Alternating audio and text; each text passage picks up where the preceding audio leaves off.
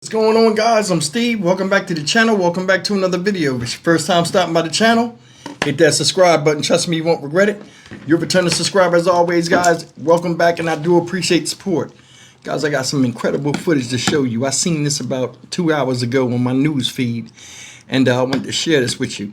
This happened yesterday, Monday evening, out there in Brevard County, Florida, on Highway I-95. Shout out I-95. I traveled that road many a times.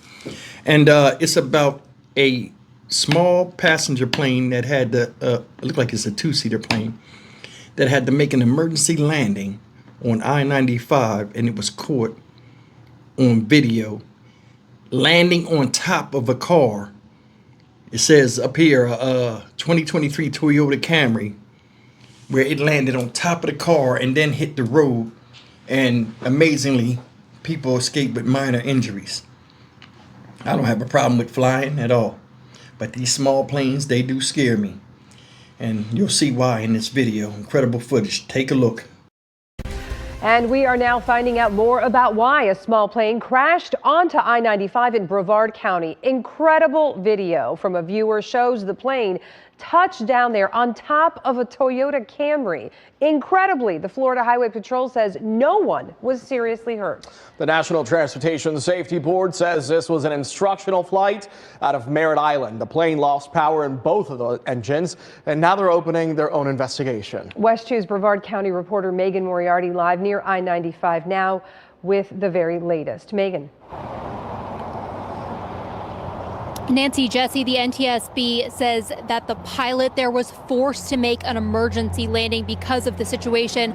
Part of their investigation, they're going to be taking a look at a number of things like the flight track data. They're going to be looking at the maintenance records of that aircraft, and then they're going to be looking at the pilot's license and its ratings as well. Now, we want to show you that video one more time. Like Nancy mentioned, incredible video, mostly because most of the folks who were involved there walked away with minor injuries in that incident. You can see the small aircraft collide with that Toyota Camry. The driver of that car is a 57-year-old woman from Melbourne. She was taken to the hospital with what FHP is calling minor injuries. According to Florida Highway Patrol, the pilot and passenger in the plane were both 27 years old. Neither had any injuries. We also want to show you some video from Chopper 2 over the scene after the crash happened. You can see the mangled plane and the extensive traffic backup near mile marker 201. This is in Cocoa, south of King Street. Now, we spoke with the driver and his son who took that incredible video. They were directly behind that Toyota. Take a listen. We're thinking, oh, it's trying to make a safe landing on the highway. And it's boom, front tire just goes right onto the car that's right in front of us. It was so scary. The debris started coming at us, and we had to swerve out of the way, and get to the side of the road real quick.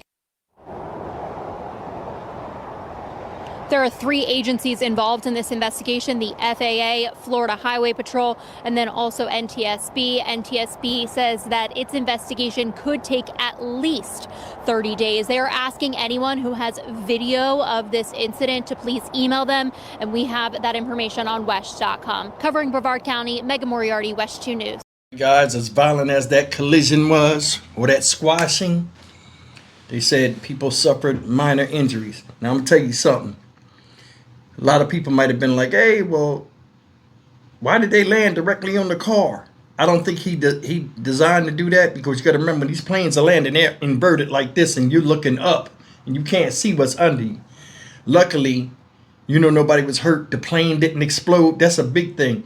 And that's one of the problems I got with these small type Cessna type planes, or like that's a dual prop engine plane. But man, them planes blow up fast. You know what I'm saying? When they crash, it ain't really usually survivors with that. But can you imagine just driving down the highway, minding your own damn business, thinking about going home and doing whatever, and a plane just land on you out of the sky? And it's like, just looking at this, like I'm looking at the video now, they didn't even see it coming. And the plane didn't land, it landed on top of it, but it landed basically on that rear window. And the plane just skidded down the freeway. But man, damn. I mean, how do you describe that to somebody? You know what I mean? You call 911. Yeah, hello, 911. What's your emergency? Yeah, a plane just fell on me. They're like, what? You know what I'm saying? But it said the pilot up here was I done lost my screen. The pilot is 27 years old. His passenger is also 27. They wasn't hurt during the emergency landing. And he said this happened Monday. Said the plane was leaving from what's that word up there?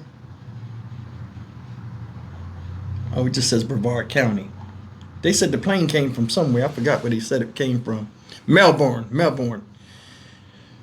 And it's just rough.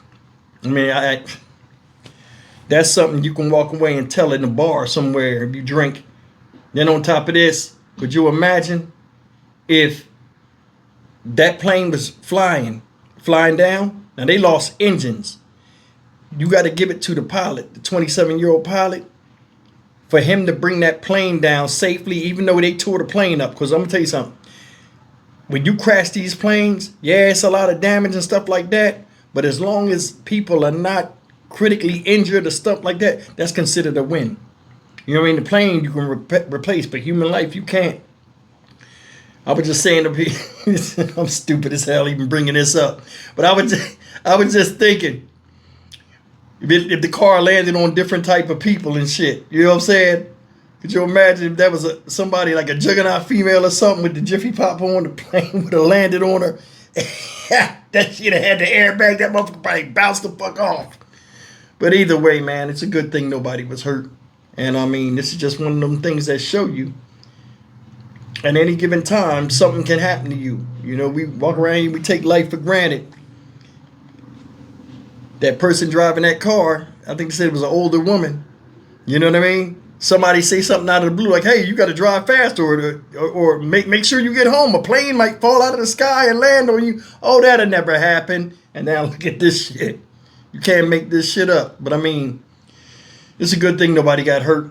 I just wanted to share it with you guys. In fact, I think I got the real footage here. Let me see if I can show it, the crash uninterrupted. Check it out.